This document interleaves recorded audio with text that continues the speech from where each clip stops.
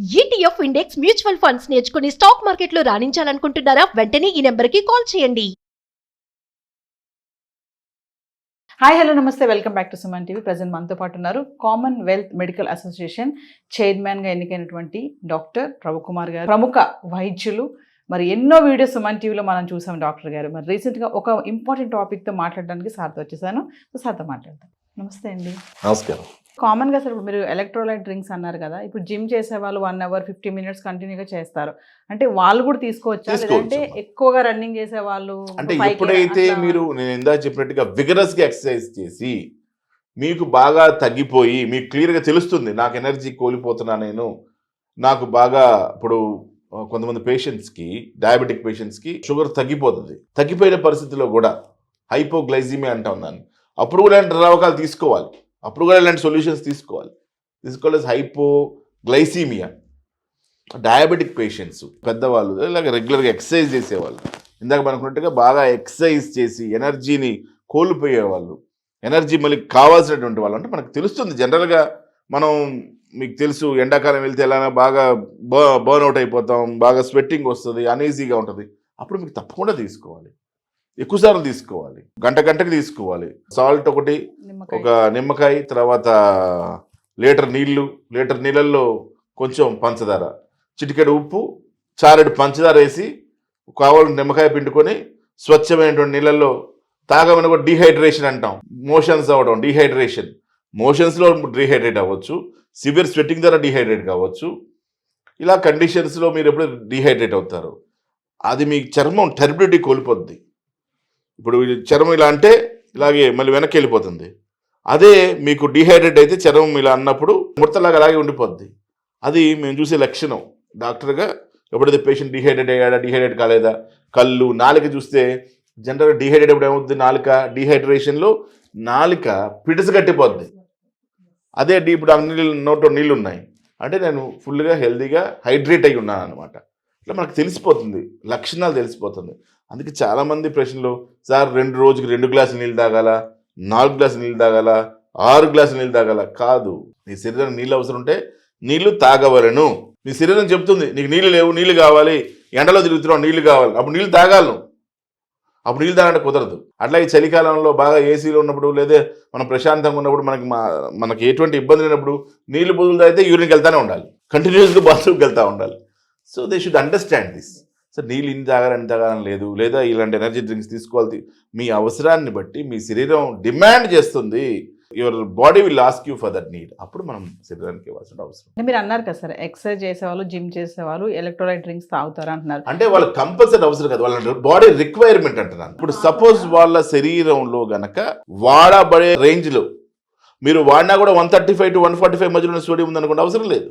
Okay, మీరు వాడుకున్నా కూడా మీ శరీరం 135 to 145 సోడియము, అదేవిధంగా పొటాషియం 4.5 to 5.5 ఉందనుకుంటే అవసరం లేదు. క్లోరైడ్స్ 100 ఉంటే అవసరం లేదు. అంటే ఇప్పుడు జనరల్గా జాబ్ చేసే వాళ్ళు టైర్డ్ అయిపోతే కూడా తాగుతున్నారు, దానివల్ల ఉపయోగం లేదంటే? ఉపయోగం లేదు. అది జనరల్ ప్రాబ్లం కావచ్చు, విటమిన్ డి డెఫిషియన్సీ కావచ్చు, బి కాంప్లెక్స్ డెఫిషియన్సీ కావచ్చు. ఈ న్యూట్రిషన్స్లో ఏ న్యూట్రిషన్ డెఫిషియన్సీ, ఏ వైటమిన్ డెఫిషియన్సీ ఉందో అది తీసుకోవాలి మనం. ఇప్పుడు ఇమ్యూనిటీ కావాలి మనకి, విటమిన్ సి కావాలి, దానికి మీరు చక్కని, మీరు విటమిన్ సి కోసం పోయి కొట్లలో ఎదగాల్సిన అవసరం లేదు. మీ వంటింట్లోనే నిమ్మకాయ ఉంది, నిమ్మకాయ, బత్తాకాయ, ఊసిరి, ఆమ్లా, ఇలాంటివన్నీ వాడుకోవచ్చు. వంటింట్లోనే మార్గాలు ఉన్నాయి విటమిన్ సికి. నిమ్మకాయలు ఎంత ఈజీ అంటే పిండుకొని తాగటం, బత్తాకాయ తాగొచ్చు, ఆరెంజెస్ తినచ్చు, సిట్రస్ ఫ్రూట్స్, సి విటమిన్ ఈజీగా వస్తుంది కదా, ఇమ్యూనిటీ వస్తుంది. దీనికోసం కొట్టలో మన షాపుల్ని పెంచాల్సిన అవసరం, కాస్ట్లీ పౌడర్ కొనాల్సిన అవసరం లేదు. న్యాచురల్ డ్రింక్స్ చాలా ఉన్నాయి కదా. ఇప్పుడు ఎనర్జీ డ్రింక్స్ అనగానే ఇదేనా? కాదుగా. ఆమ్లాతో కూడా తయారు చేసుకోవచ్చు మీరు ఇంట్లో.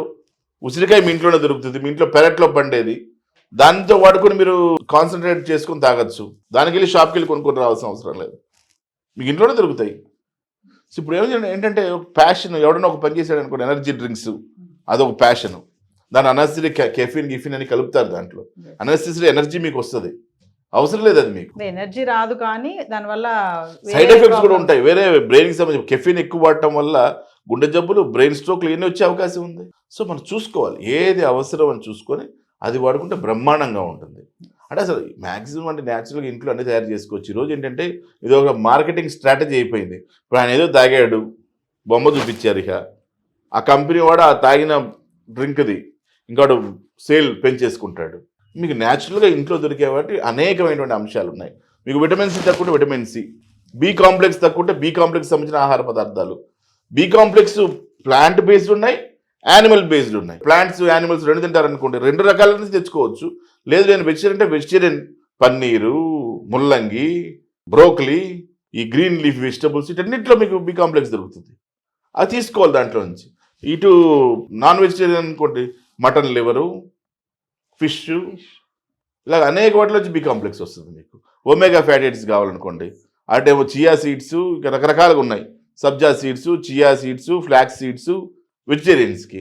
నాన్ వెజిటేరియన్స్కి చేపలు, పీతలు, నత్తలు ఎన్ని ఒమేగా ఫ్యాటీ యాసిడ్స్, ఇలాగ రకరకాల ఆప్షన్స్ ఉన్నాయి. ఇవన్నీ వాడుకోవచ్చు. అంటే న్యాచురల్గా నేను చెప్పొచ్చేది ఏంటంటే, ఈరోజు కంపెనీస్ ప్రజల్ని మభ్యపెట్టి, మన ప్రేక్షకులు చెప్పేది ఏంటంటే, ఏదన్నా చూస్తే దానికి ప్రజలు మభ్యపెట్టి ఫైనాన్స్ చేసుకునేటువంటి అవకాశం ఉంది. కాబట్టి అలా కాకుండా మీకు న్యాచురల్గా ఫస్ట్ నేను నా పేషెంట్ కూడా చెప్తాను, న్యాచురల్ ఆహార పదార్థాలు ట్రై చేయండి.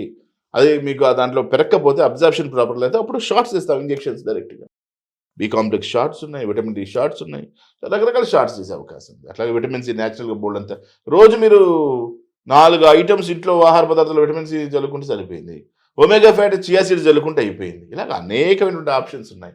సో వీటన్నిటిని వాడుకొని ఆహారాన్ని, ఆరోగ్యాన్ని, అద్భుతమైన ఆహారాన్ని తినొచ్చు, గొప్ప ఆరోగ్యాన్ని పొందుకోవచ్చు. ఫైనల్ ఇంకొక విషయం సార్, అంటే చాలా మంది ఏమంటున్నారంటే ఈ పౌడర్స్ జోలికి వెళ్లకుండా మంచిగా ఒక ఆమ్లెట్ తింటే ఇట్స్ వెరీ హెల్దీ అని చెప్పేసి అంటున్నారు. కేంద్ర ప్రభుత్వం తన పథకాలలో కోడిగుడ్డు తినండి, ఎగ్ తినండి అని, ఎవ్రీడే ఒక ఎగ్ తింటే మంచిది ఆరోగ్యానికి అని ప్రత్యేకమైన టీవీ యాడ్స్ కూడా ఉన్నాయి.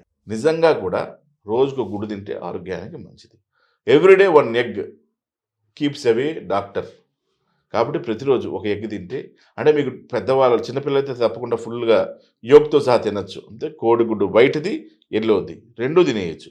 అదే కొంచెం ఒక ఏజ్ ఉన్నటువంటి వాళ్ళు, 40 years దాటినటువంటి వాళ్ళు, 50 years ట్రైగ్లిజరైడ్స్ హై ఉన్నటువంటి వాళ్ళు కొంచెం తినకపోతే మంచిది. ఇదంతా లివర్లో మళ్ళీ ఒక విన్యాసం. లిపిడ్స్, ఎల్డిఎల్, లివర్లో జరిగే ఫ్యాట్ మ్యానుఫ్యాక్చరింగు, లో lipids, high lipids, good lipids, bad lipids, VLDL, LDL, HDL, ఇలా రకరకాల ఇతర అదొక పెద్ద అంశం. సో జనరల్గా ఎగ్ తినటం ఆరోగ్యానికి మంచిది. అది ఆమ్లెట్ రూపంలో తినచ్చు, ఇంకా బాయిల్డ్ ఎగ్ అయితే ఇంకా ఆరోగ్యానికి మంచిది. సో రోజు ఎగ్ తినండి. ఎగ్ తినడం వల్ల నష్టం లేదు. ఇంకా నాటుకోడి కూడా దొరికితే మంచిది. నాటుకోడి ఇంకా మంచిది. నాటుకోడి మంచిది ఎందుకంటే ఇప్పుడు బాయిలర్ కోళ్ళు మనకు దొరుకుతున్నటువంటి ఇతర కోళ్ళల్లో వాటిని రకరకాలుగా, అంటే ఇక్కడ కూడా మళ్ళీ పొల్యూషన్, కెమికల్స్ ఇవన్నీ వేసి పెంచుతున్నారు వాటిని. ఈవెన్ నాటుకోళ్ళు కూడా ఫామ్ కోళ్ళు తయారైనాయి. సో వీటికి న్యాచురల్ ఫుడ్లు ఇదివరకు ఎట్లా ఉండేది, జొన్నలు, రాగులు, సజ్జలు ఇలా వేసి వాటిని పెంచేవాళ్ళు. అవి ఊరంతా తిరిగి వచ్చి మంచి బలమైన కోళ్ళుగా ఉండేవి. ఈ బాయిలర్ కోళ్ళల్లో ఇక రకరకాల కెమికల్స్ తొందరగా ఎదగడానికి అదొక సబ్జెక్ట్ ఉంది. కాబట్టి న్యాచురల్గా అవి కూడా country chicken, country hen, country eggs ఇవన్నీ తింటే కూడా మంచిది ఆరోగ్యానికి. Thank you sir. నమస్కారం.